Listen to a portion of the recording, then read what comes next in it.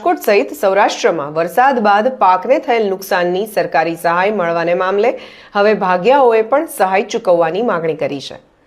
કિસાન કોંગ્રેસના રાષ્ટ્રીય અધ્યક્ષ પાલભાઈ આંબલિયાએ આ અંગે નિવેદન આપ્યું હતું।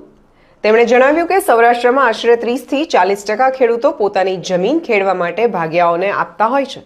તેથી ખેડૂતોને જે સહાયની રકમ મળી છે તેમાં ભાગિયાઓને તેમના નુકસાનનો હિસ્સો ચૂકવવો જોઈએ। તેમણે વધુમાં ઉમેર્યું કે દ્વારકા તરફના અમુક ખેડૂતોએ સહાયની રકમમાંથી ભાગિયાઓને નુકસાન પણ ચૂકવ્યું છે। જે રીતે ખેડૂતોની અત્યારે આ વાત છે તો સામાન્ય રીતે જે સરકાર પૈસા આપે છે ખેડૂતના ખાતામાં નાખે છે અને બધા જ ભાગિયાઓને નથી આપતા એવું એ નથી। મારા જ ગામમાં 10 થી 15 ખેડૂતો એવા છે કે હજી 50% રકમ આપીને તો ભાગિયાને આપી દીધી છે।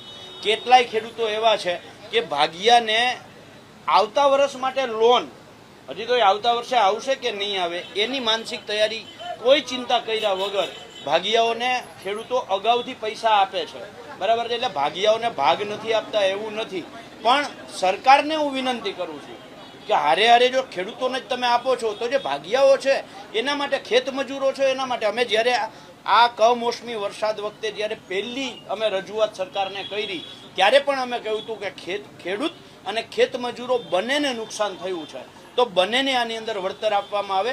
આજે પણ હું ફરીથી એ માંગ દોહરાવું છું કે ખેડૂત અને ખેત મજૂર બંને માટે સરકારે વિચારવું નહીં। સામાન્ય રીતે અગાઉ આવા કમોસમી વરસાદને એટલું ન થતું, એટલે અત્યાર સુધીમાં ખેડૂતો સામાન્ય રીતે આવા કોઈ ખેડૂતો કે ભાગિયા નથી, ભાગિયા તરફથી આવી કોઈ વાત આવતી નથી, ખેડૂત તરફથી આવી કોઈ વાત આપતી, પણ જે આ પરિસ્થિતિ છે તો આવનારા દિવસોમાં આ પણ ખેડૂતોએ વિચારવું જોશે।